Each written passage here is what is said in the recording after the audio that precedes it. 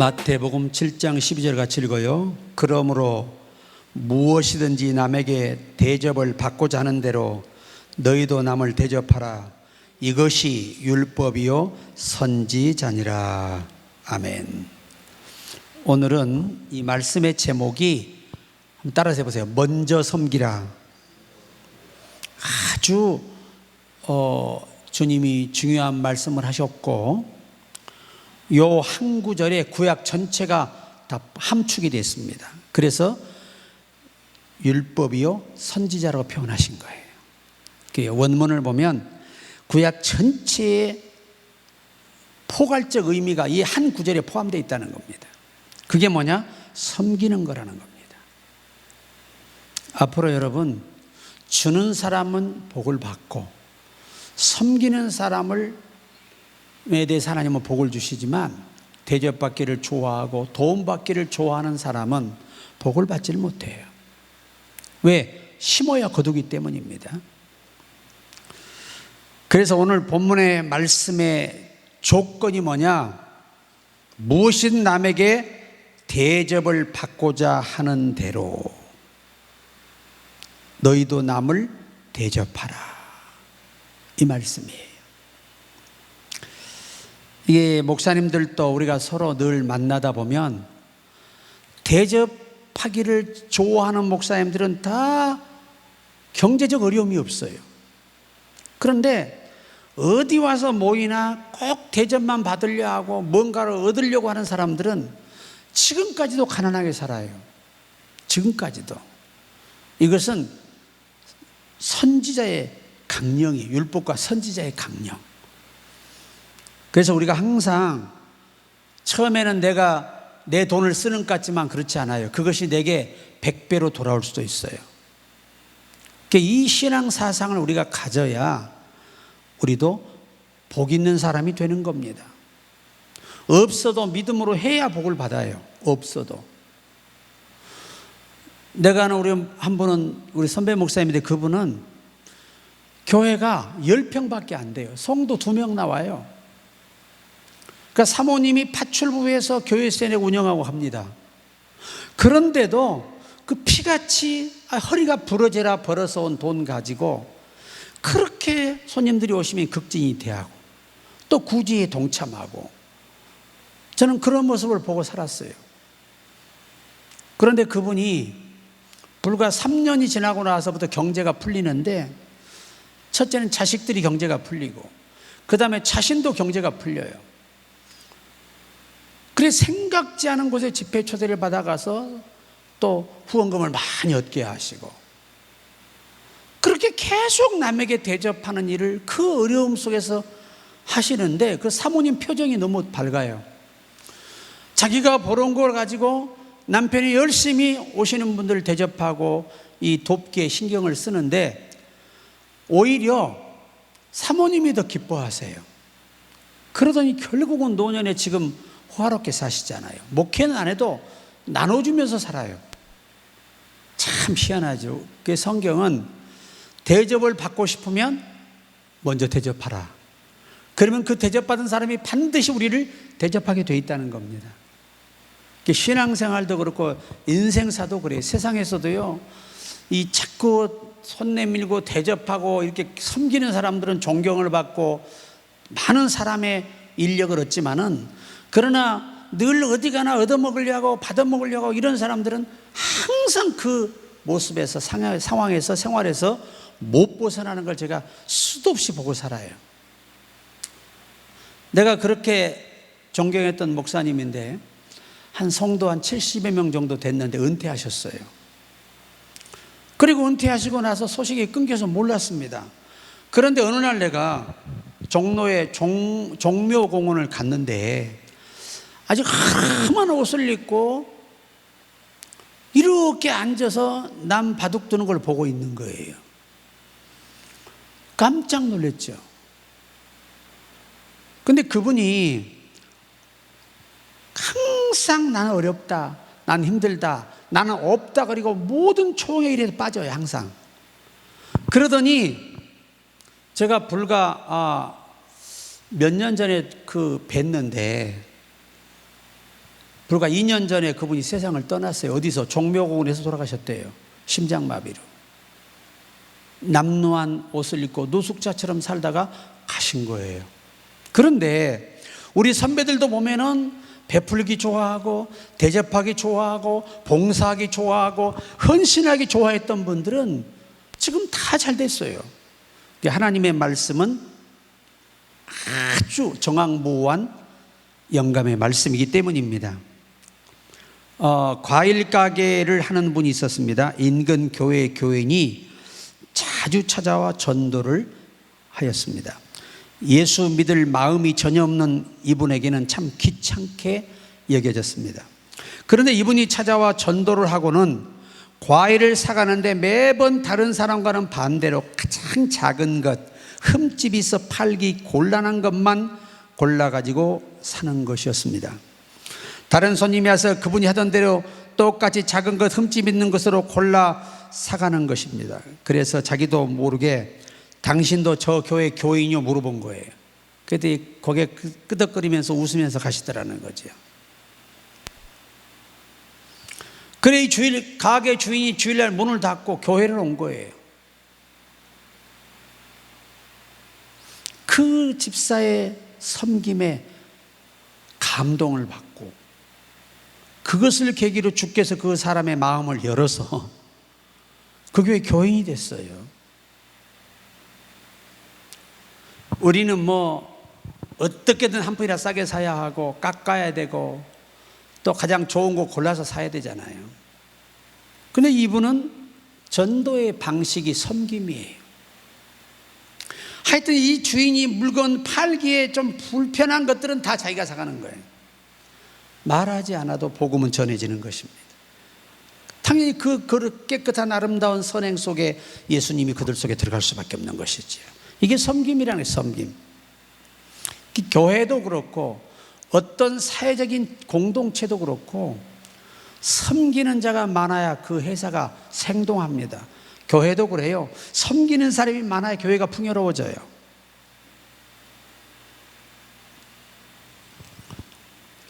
제가 늘 어린 시절을 여러분에게 말씀드리는 거는 그때 그 아름다운 신앙의 모습들을 요즘 참 찾아보기가 힘들어서 그렇습니다. 항상 그리워요.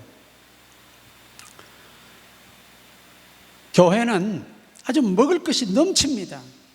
왜냐? 각자 교인들이 스스로 자원해서 좋은 것 나누겠다고 다 가지고 오다 보니까 그때는 점심을 주는 때가 아니었습니다.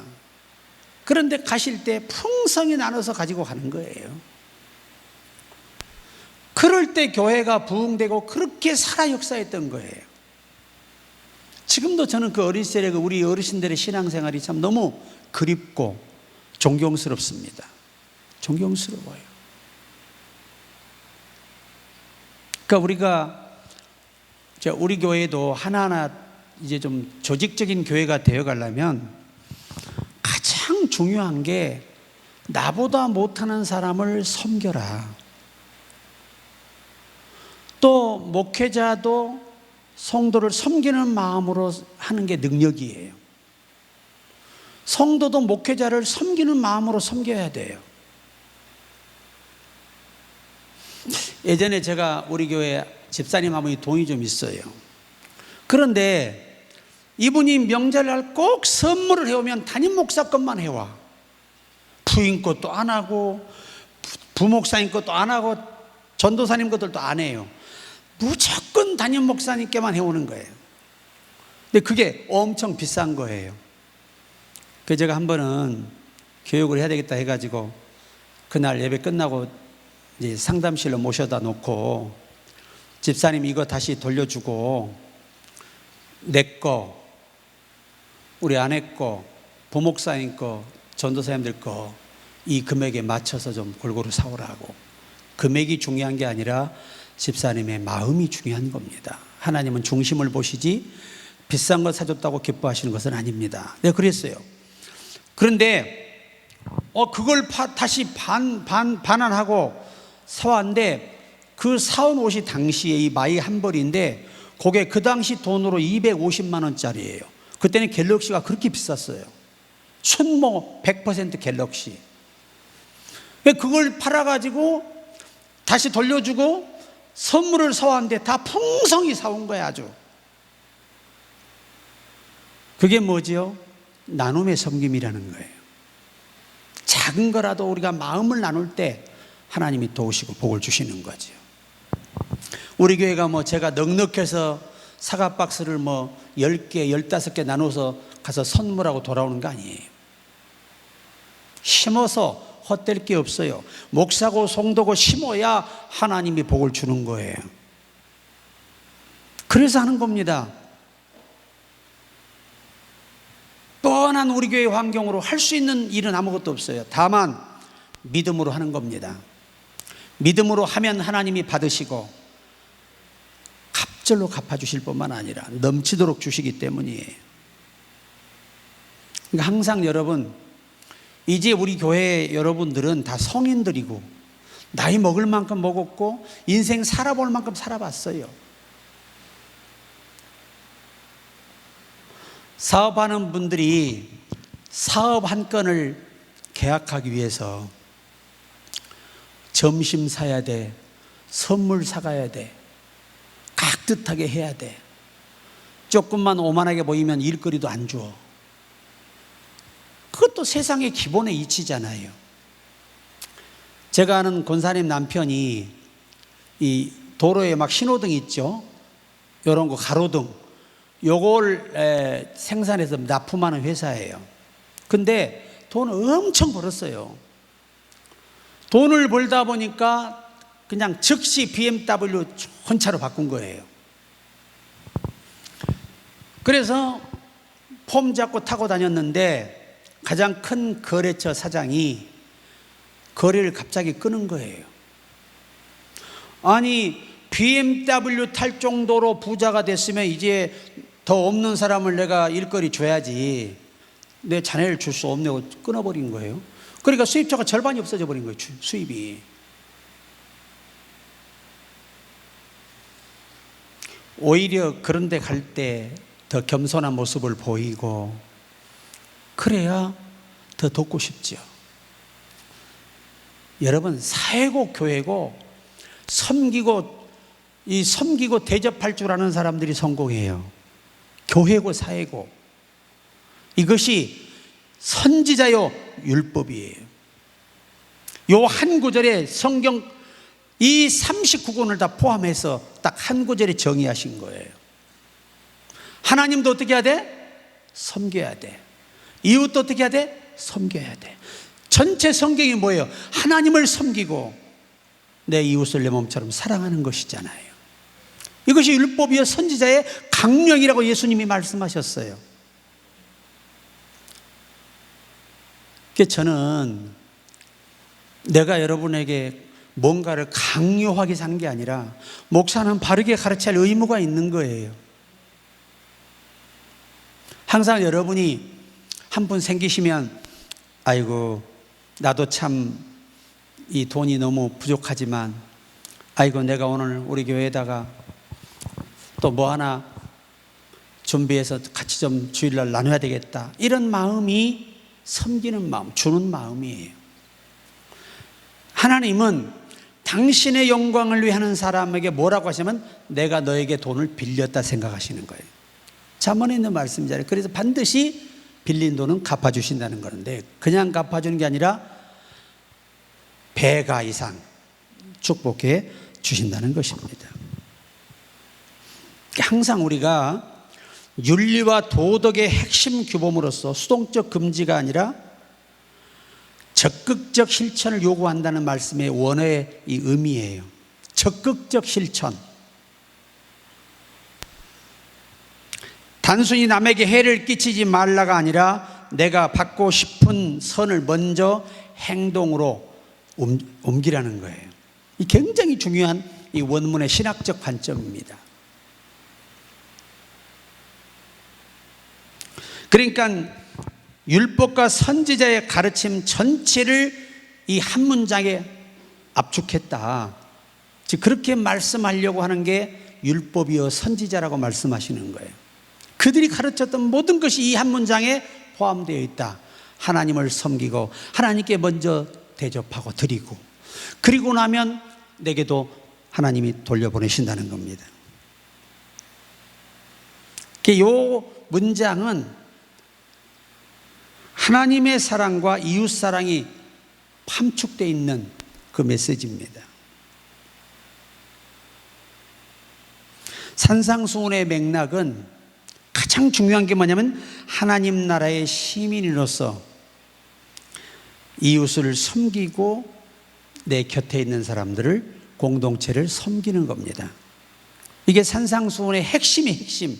하늘에 속한 사람이라면 이 하늘이 요구하는 법을 따라서 사는데 모든 게 뭐예요? 섬기는 거예요.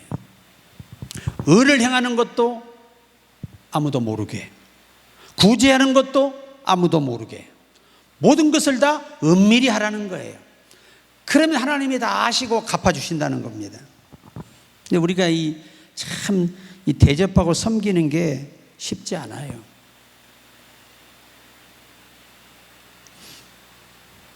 항상 저는 있든 없든 어디 가면 내가 먼저 지갑을 털어야지, 그렇지 않고는 총회장을 할 수가 없어요. 그리고 리더가 될 수 없어. 따르지도 않아요. 나를 사람으로 취급해 주지도 않습니다.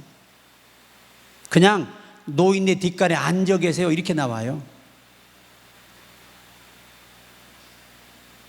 우리는 정말 앞으로도 중요합니다마는 우리가 지금부터 어떻게 하느냐가 여러분의 인생을 바꿔요.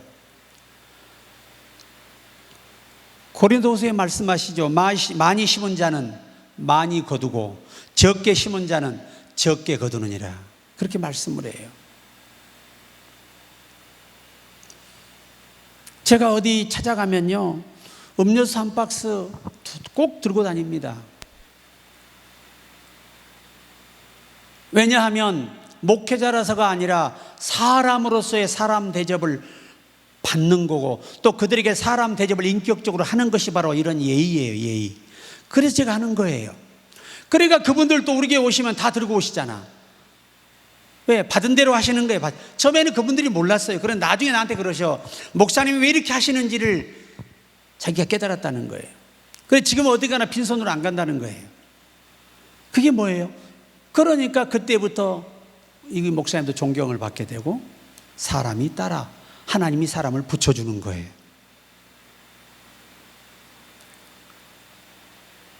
여러분이 다음에 나이가 더 들어 노인정을 가더라도 뭘 사가지고 가야지, 빈손으로 가면 아주 왕따 당해요. 예전에 우리 어머니가 한번 살아계실 때 하도 심심하시니까 노인정을 가보겠다고 해서 가셨는데, 그때 제가 10만 원을 드렸어요. 그때 돈으로 10만 원 작은 돈 아니에요.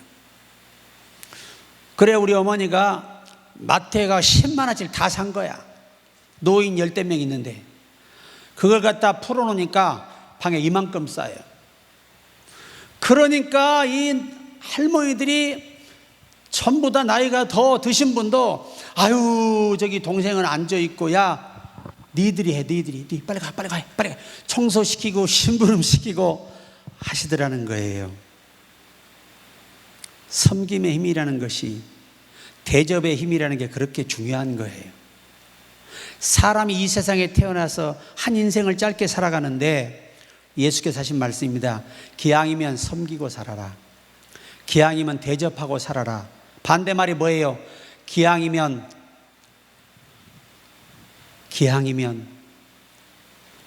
주지 않고 섬기지 않아서 초라해지지 마라. 사람들에게까지 무시당하지 마라. 선민으로서 이 의미가 담겨 있습니다. 그러니까 받고 싶은 대로 행하라. 이것은 적극적인 사랑을 요구하시는 말씀이에요. 내가 받고 싶으면 남을 존중하라. 내가 남에게 존중을 받고 싶으면 나도 존중을 하라는 거예요. 여러분, 비정진 목사님 90이 넘으셨어요. 아들 같은 우리들에게 지금도 단 한 번도 반말을 해보지 않으셨어요. 참 그 큰 겸손 앞에 우리가 더 그분을 존경하고 높이고 지금도 많은 분들이 찾아주시는 거예요. 우리 교회 단체 뭐냐, 입이 짧으면 자기가 대단한 사람인 줄 아는데 초라한 사람이 되고 비참한 사람 되는 거예요. 여러분, 제가 뭐 배움이 없어서 학력이 없어서 내가 목사님들을 그렇게 존경하고 대하는 게 아니에요. 내 학력을 따를 수가 없어요. 제가 대학원만 6개를 졸업한 사람이에요.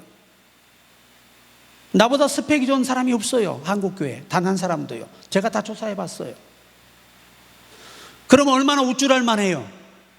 배운 게 많은데. 하지만 그것은 하나님 앞에 아무 의미가 없는 패망의 선봉이 되는 거예요. 하나님은 학력이 많고 뭐 대학원을 많이 나고 박사학위에 있고 이런 사람을 존중하는 게 아니에요. 하나님은 겸손히 섬기는 사람을 높이시고 대접하는 자에게 주시는 거예요.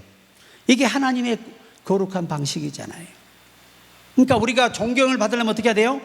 남을 존경해야죠. 여러분, 지금도요, 큰 교회에 가도 90 먹은 할머니도 권사님도 장로님도요, 이제 20대 어린 그 전도사에게 90도 절을 하며 전도사님 평안하셨습니까? 이렇게 인사를 해요.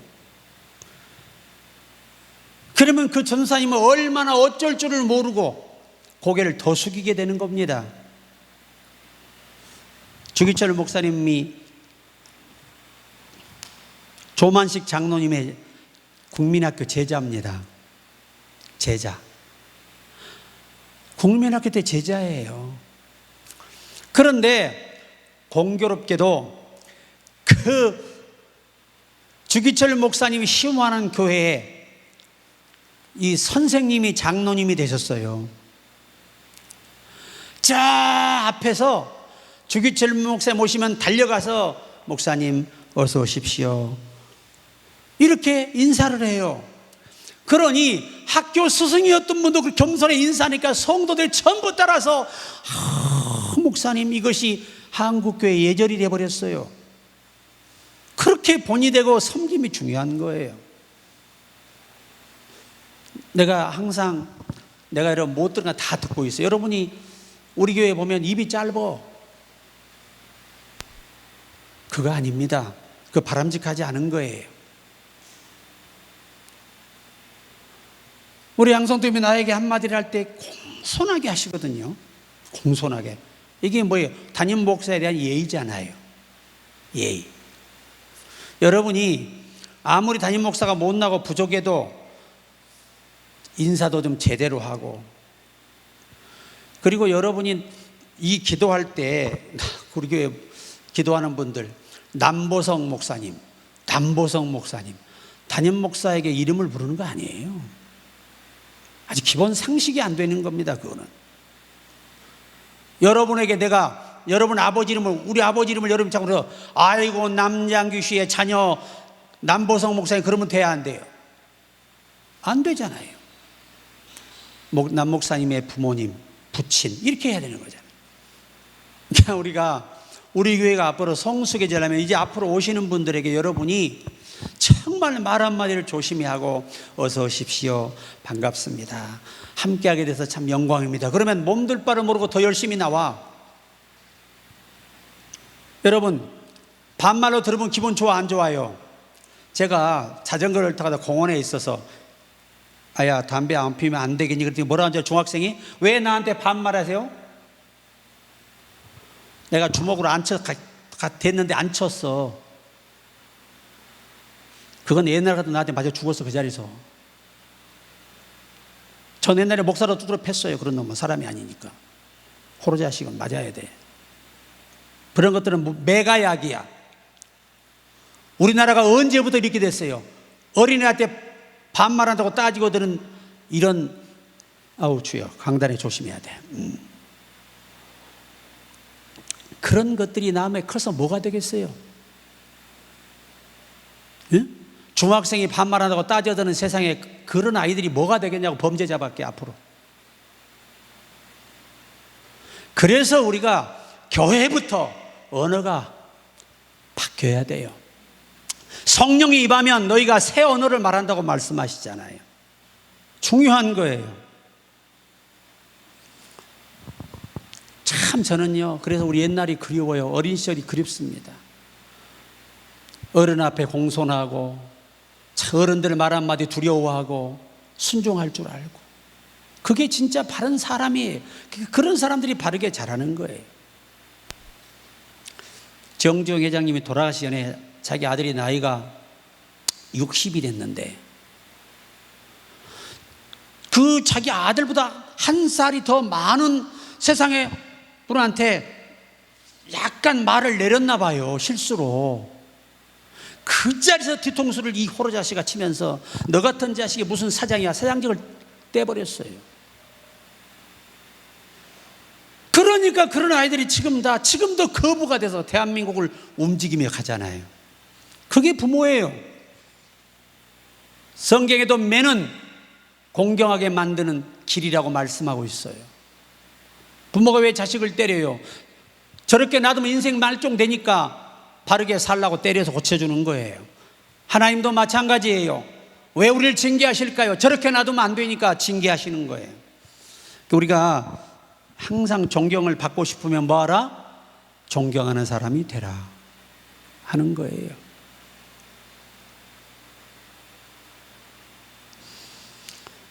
용서받고 싶으면 용서하는 사람이 되라는 겁니다. 이 본문의 의미가.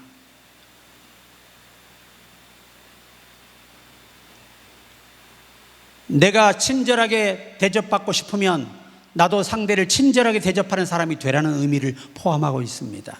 굉장히 중요한 말씀이죠.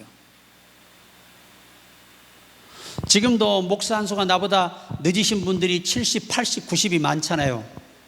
얼마나 여러분 공손해야 되는지 모릅니다. 왜? 하나님이 세우신 권위 앞에서 순종하는 거예요. 공경하는 거고. 내가 목사 한수는 훨씬 더 오래됐으니까 다 고개 숙여 인사하고, 아이고 선배 목사님, 다 이렇게 하는 거예요. 그분들이 뭐 능력이 없어서 부족해서 그러는 게 아니라 하나님의 거룩한 권위 앞에서 그 질서를 지키는 것입니다. 그게 섬김이거든요. 우리 강문호 목사님 지금 이제 수도원에 계시는데 은퇴하시고, 참 그분은 누가 오시면 뭐 웃는 표정이 너무 아름다워요. 웃는 표정이. 사람이 웃고 다가오는데 누가 거기다 침 뱉겠냐고. 참 그런 모습이 좋고, 또 은퇴하신 우리 할렐루야 교회 김상복 목사님, 이분은 설교할 때 웃으면서 설교를 미소를 띄우며 참 신비롭죠. 그러니까 교인들이 또 그거에 또 반해가지고 그냥 한 주에 우울하게 살다 왔는데 강단에 웃고 있으니까 얼마나 기분이 좋아요.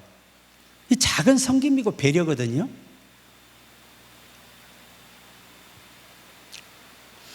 항상 여러분 조금 힘드시겠지만 교회 오실 때 좀 용돈이 생기면 좀 맛있는 것 좀 교회에다 사다 놓으시면 여러분과 또 다른 사람들이 오셔서 참 그 같이 나눌 수 있으면 그것도 굉장히 저는 행복한 거라고 봐요. 교회는 그런 맛이 있어야 한다, 저는 그렇게 생각을 합니다. 앞으로 교회가 교회답게 되려면 우리가 먼저 바뀌어야 돼요. 우리가 먼저 바뀌어야 오는 사람도 바뀌지, 우리가 본이 안 되면 다 똑같아요.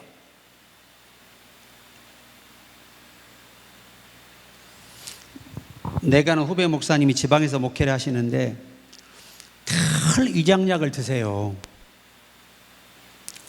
그냥 처음에 아니 젊은 목사가 열심히 기도하고 살면 건강할 텐데 아직 아플 나이가 아닌데 왜 이렇게 위장약을 저렇게 먹고 병원을 밥 먹듯 설사하는 거야 그랬는데, 이 교인들이 너무나 스트레스를 받게 하고 바르게 안 살고 교회에 문제 일으키고 그러니까 그걸 혈기낼 수가 없잖아, 목사가 감히.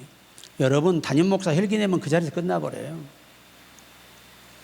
내가 아는 목사님 한 분은 부산으로 목회를 가서 한 50명 모였어.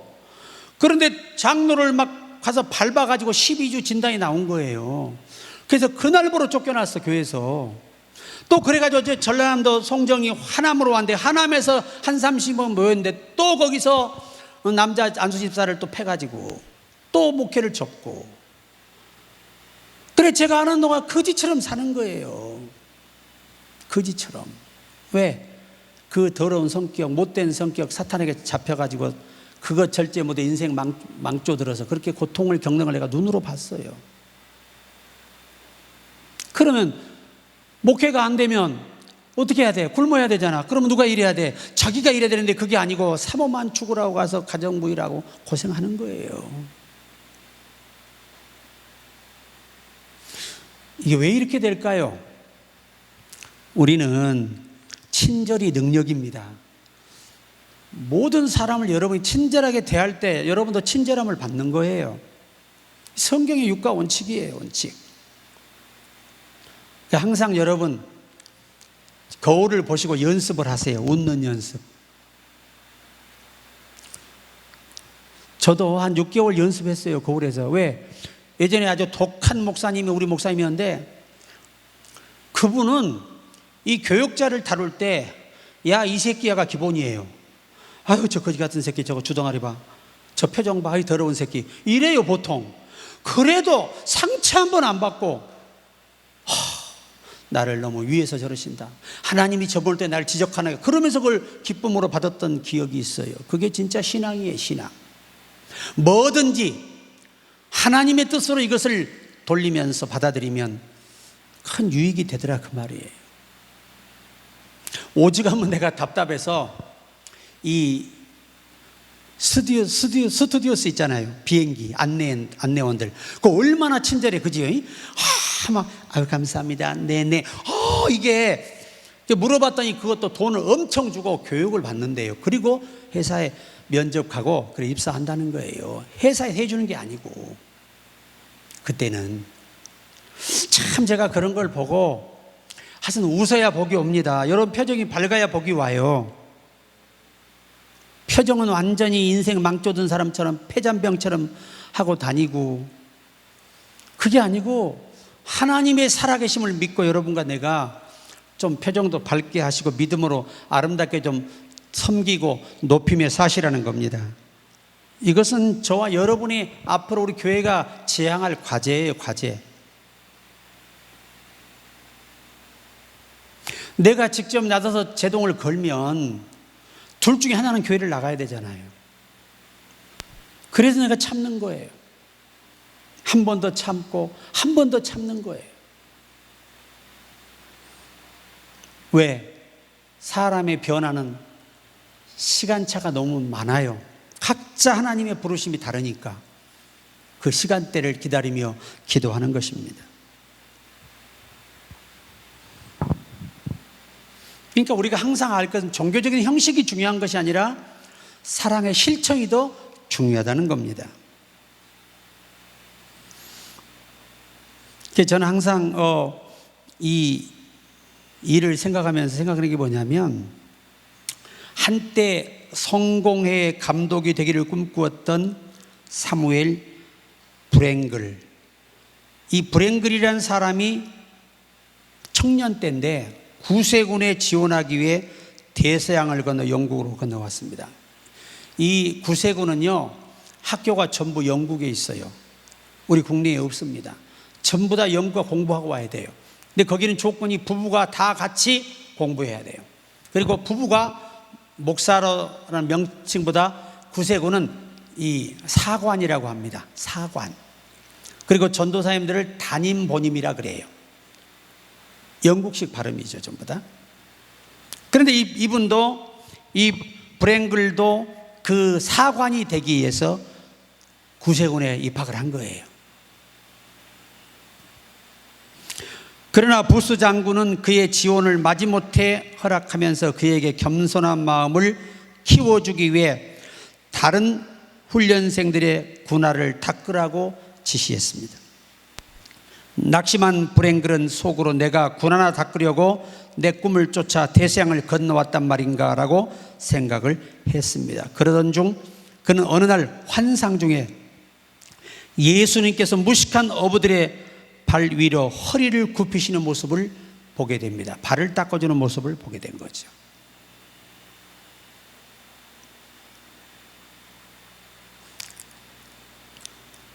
그때 그는 조용히 이렇게 말했습니다. 주님은 그들의 발을 씻기셨습니다. 저는 그들의 구두를 닦겠습니다.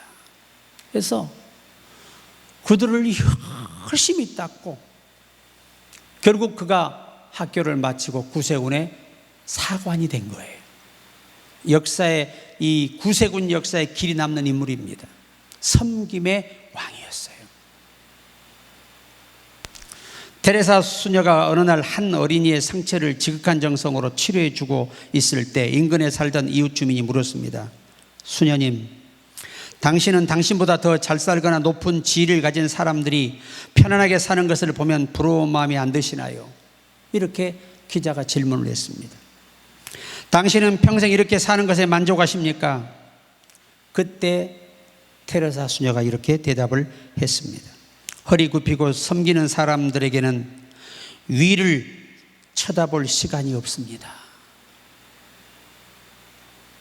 그래서 세계적인 섬김의 이 본이 되었던 분이 테레사 수녀예요.